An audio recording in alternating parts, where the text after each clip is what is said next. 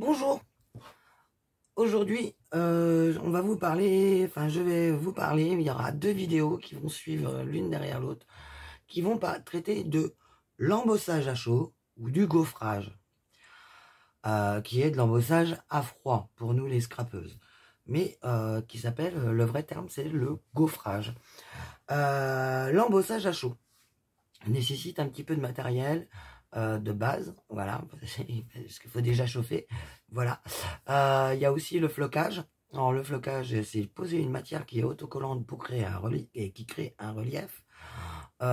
Certaines matières, comme on utilise sur les tissus, le floc en lui-même, en fin de compte, rentre dans la matière, mais crée un effet dimensionnel de par son visuel, mais pas au toucher.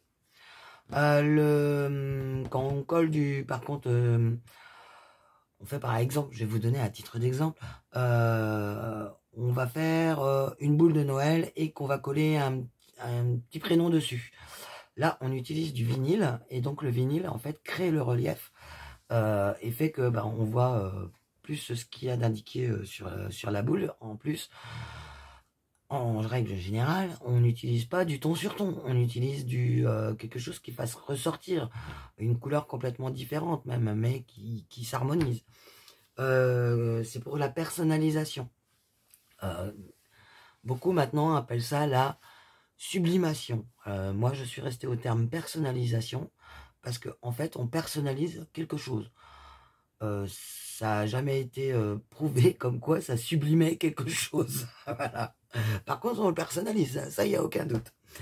Donc voilà, donc je vais vous parler de certains matériaux, matériel, je sais plus, peu n'importe.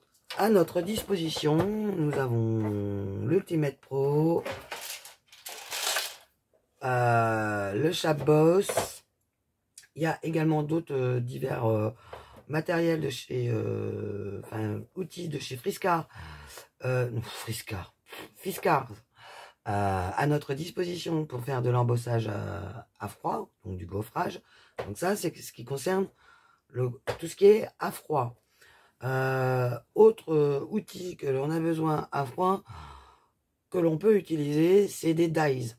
Alors les dies, c'est des matrices de découpe qui ne sont pas obligatoirement complètement de découpe. Certaines découpent des contours et font des formes à l'intérieur, comme ceci. Voilà. Vous verrez dans les prochaines vidéos comment on réalise ça. Vous allez me voir également bien galérer avec ma petite machine là qui remplace ma trouvaille que j'ai déjà vendue. Bon, il fallait bien que j'amortisse l'autre. Voilà. Je vais me pencher sur la question de cette machine également. Voilà, pour savoir exactement comment elle fonctionne. Parce que dans la logique des choses, elle fait pas comme je veux. Voilà. Et comme on a l'habitude de l'utiliser. Donc il doit y avoir une autre technique pour la Taurus. Donc je vais me pencher sur le problème. Vous me verrez utiliser également mon Artemio, ma grosse mémère, voilà, que j'ai en A4, qui elle, avec les dies, coupe et embosse en un seul passage, parce qu'elle a un tapis spécifique qui permet de le faire. L'embossage n'est pas de ouf, mais il est présent et c'est tout ce qu'on lui demande en fin de compte. Voilà, j'aurais pu également vous montrer qu'on peut le faire avec la Gemini ou avec celle-ci si elle n'était pas si récalcitrante. Hein. Donc normalement, j'ai dû vous faire le tour et vous allez voir donc dans les deux prochaines vidéos, on va commencer avec, vous aurez certainement les deux à visionner en même temps pour répondre à vos questions que vous m'avez posées par email.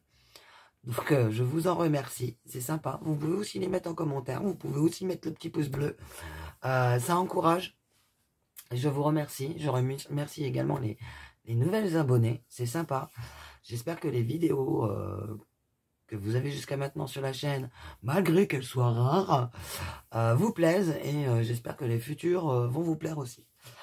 Voilà, allez, des gros bisous et à très très vite. Bye bye.